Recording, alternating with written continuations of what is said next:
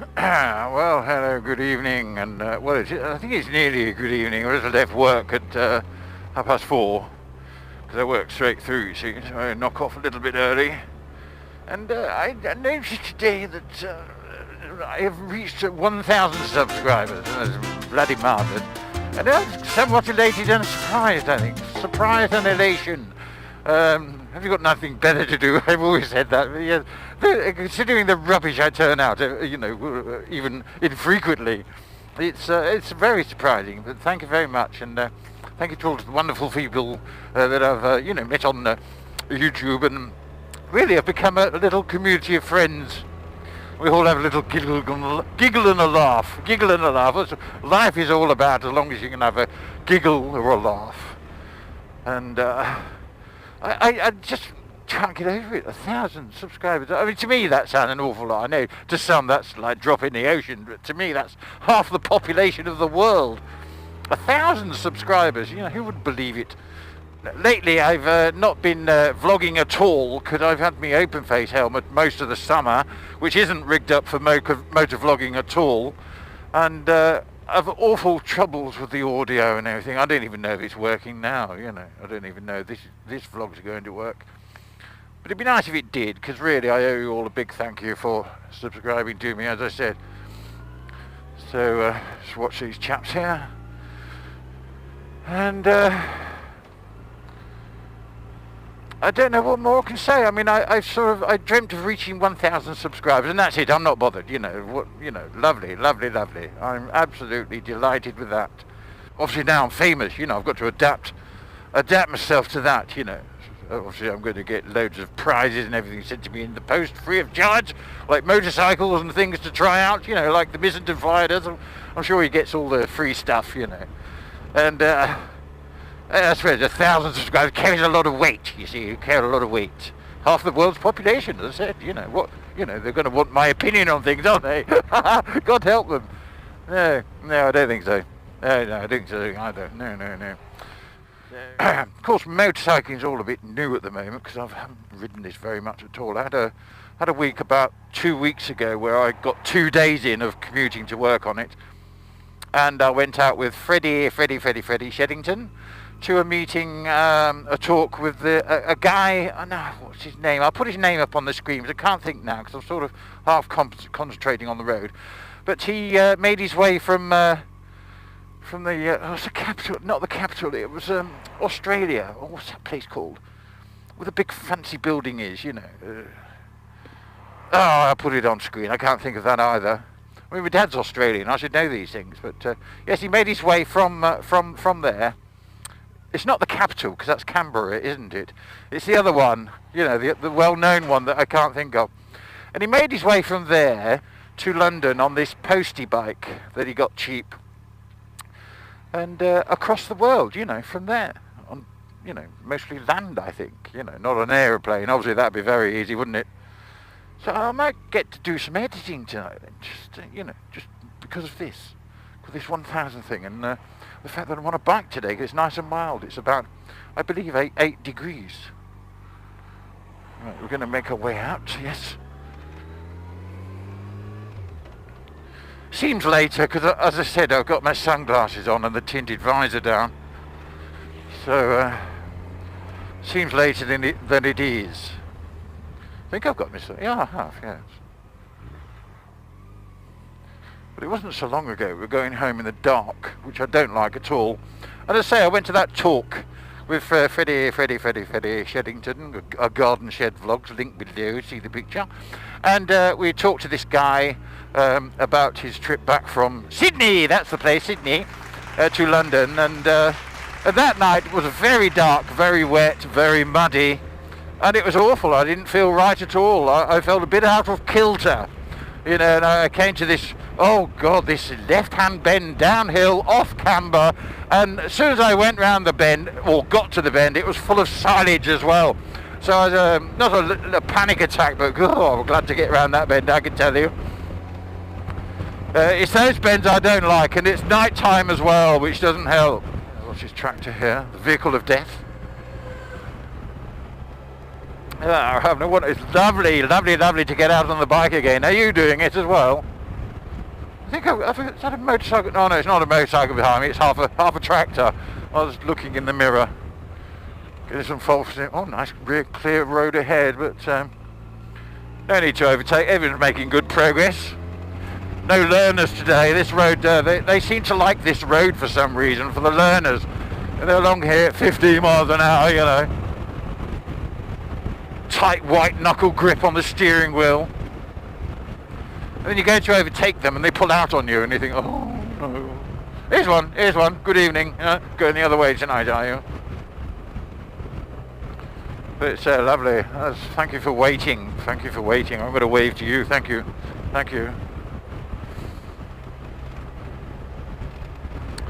So we've got to watch out for the mud on the roads and the silage and everything, and old tubes of no more nails that people have thrown away since certain videos have been released. And we've got an exciting year coming up, I can tell you. Stay tuned to the channel. I mean, don't leave. Just because I said 1,000 subscribers, don't leave, because we're doing some marvelous stuff this year, I believe. I don't know whether I should say anything, but so far, but so exciting this year. And we've got the Bobber project to get on with her ladyship, of course, when she can be warm enough to go down there in a shift suit. Because she does shift work, you see, evenings and afternoons and mornings, and all the planets have got to align so that we can go down the garage and have a bit of fun down there, and it's lovely keeping in touch with Craig and Paul and Kevin, of course, of the On Your Bike team. Link below. Please subscribe, join, share, like, and all that. They're doing marvelously. Lovely to see the channel growing.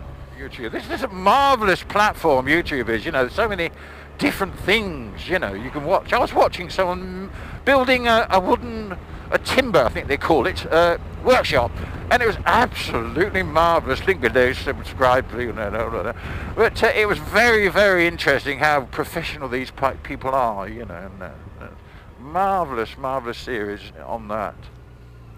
And then, of course, I can't wait for Saturday morning when we got the On Your Bike team that put out another video. It's marvellous. Can't wait to have see that, and have breakfast with that one. You see, put a little cheeky comment in the comment section. You got to do it. Get involved. I'm quite cheeky, actually. I anything for a laugh, I'll do. Not anything, I wouldn't shag Margaret Thatcher. Well, she's dead anyway, but I don't think it would have made any difference if she wasn't. I definitely wouldn't, no. She stole my milk. You go back to the 70s, I think it was. She stole my milk. A 1/3 pint of a bottle of milk, and at school, and all of a sudden it all stopped. I thought, you bastard. I'm never voting for you, and I never did. Stole my milk. I could have grown up to be big and strong. Well, actually, I did grow up to be big and strong because my mother fed me, you see, not Margaret Thatcher. Mother gave me milk.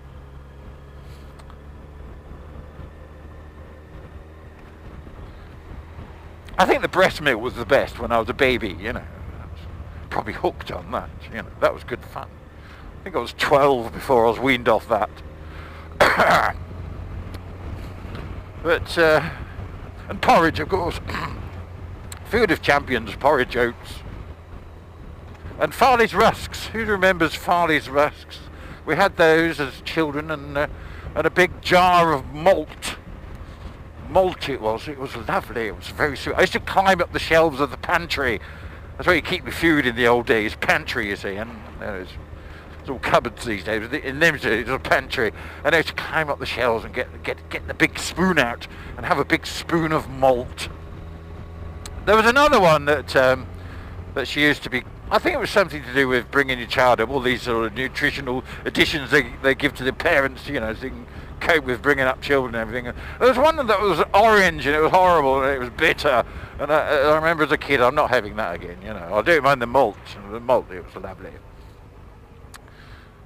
But I think that's what, maybe being strong. Not strong now, too old now to be strong. I'm lucky to be alive, wake up in the morning. Nothing fills me with elation like that, you wake up, alarm goes off, you think, thank God for that, I'm still alive. But, I remember when I was little, they used to say, what is an old person? Someone's about 40, 40 years old, you think, oh my God, I'll never be 40. That's 1,000 years away, being 40. And now, oh my God, I wish I was 40 again. No, watching you. But,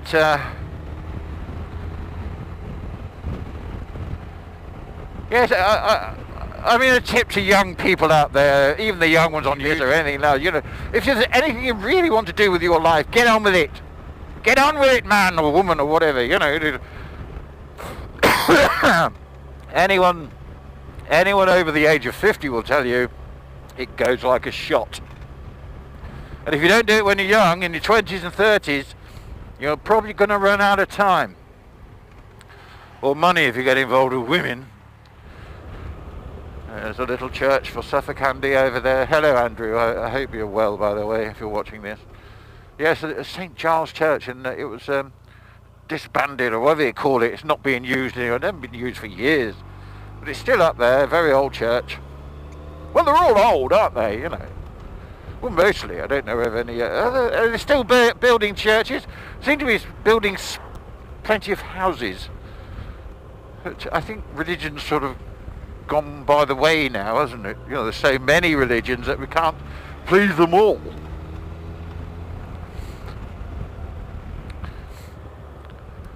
I think if you build a Christian church or a Catholic church or whatever, everybody else wants a bloody church or a place of worship too, and it's probably only fair, but there isn't room.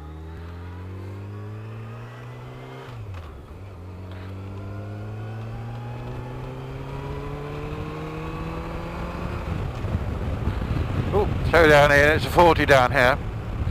Must sort out, I've got a little bit of wobble that creeps in. I think it might be, it's either the tyre, or it could be the fact that I've never tensioned up the bearings on the steering head. So I might have to do that one weekend. Might get a chance to go and see Steve's Hornet this year, hopefully. I really hope that we do.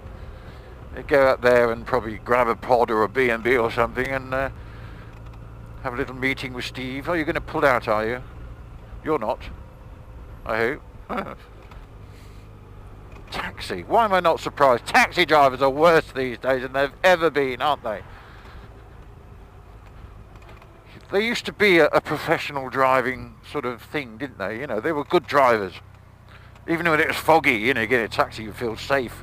Now you don't feel safe on a sunny, dry day. They're complete lunatics. Foreign as well.